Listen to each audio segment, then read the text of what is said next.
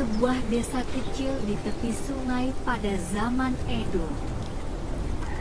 Ada air yang tak pernah benar-benar tenang. Kabut selalu turun lebih cepat di sana. Dan setiap kali malam menjadi terlalu sunyi. Orang-orang mengaku mendengar tangisan bayi dari arah sungai.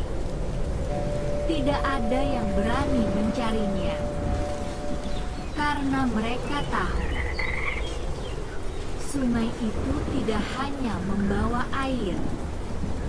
Ia membawa sesuatu yang lebih tua dari desa itu sendiri. Warga menyebutnya Nure Onna, wanita berambut panjang yang selalu basah.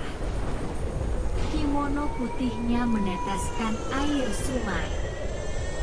Wajahnya pucat tanpa emosi. Di pelukannya selalu ada seorang bayi. Ia tidak berteriak, tidak mengancam. Ia hanya berkata pelan, "Tolong, pegang anakku sebentar." Dan mereka yang menerimanya tidak pernah kembali. Bertahun-tahun sebelum teror itu menyebar, ada seorang nelayan bernama Daichi. Pada suatu malam badai, ia melihat seorang wanita dengan bayinya terseret arus sungai. Tangan wanita itu terulur, meminta tolong. Daichi ragu. Perahunya kecil, arus terlalu kuat, dan rasa takut lebih besar dari belas kasihannya. Ia memilih menyelamatkan perahunya.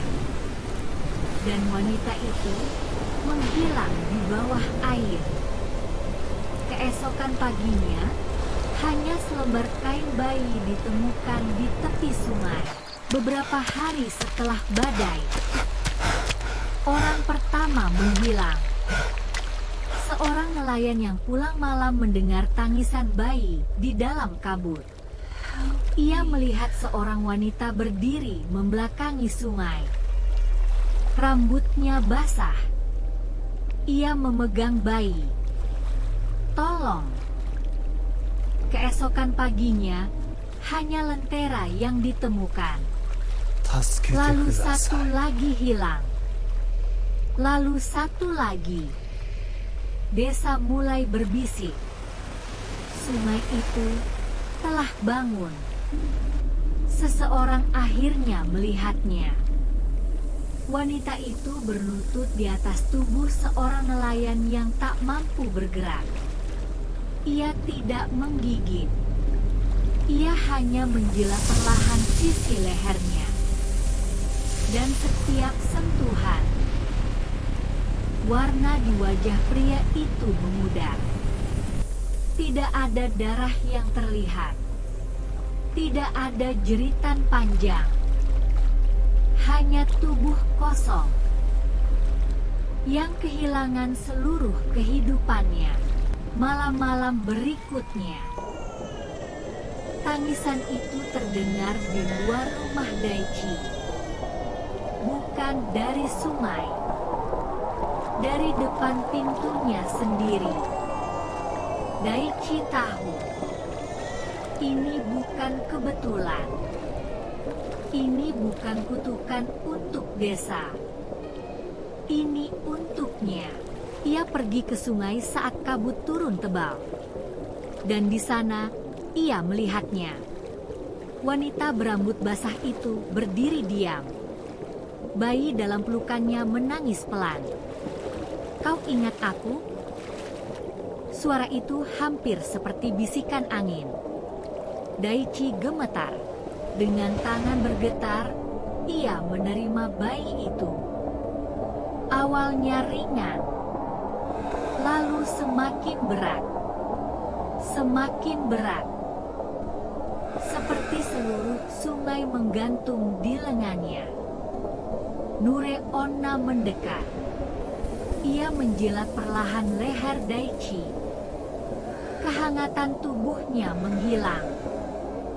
Wajahnya memucat. Dan saat lututnya menyentuh lumpur, air sungai mulai bergetar. Kabut tersibak. Air membentuk pusaran besar. Dari kedalaman muncul bayangan raksasa. Kepala bertanduk perlahan terangkat dari air. Mata gelap menyala redup di balik kabut. Nureonna tidak membunuhnya. Ia hanya menyerahkannya. Dan sungai mengambil apa yang dulu ia lepaskan. Jeritan Daichi tenggelam bersama arus. Keesokan paginya, perahu Daichi ditemukan kosong. Sungai kembali tenang. Kabut kembali turun seperti biasa. Namun saat malam terlalu sunyi, tangisan bayi itu masih terdengar. Lebih dekat dari sebelumnya.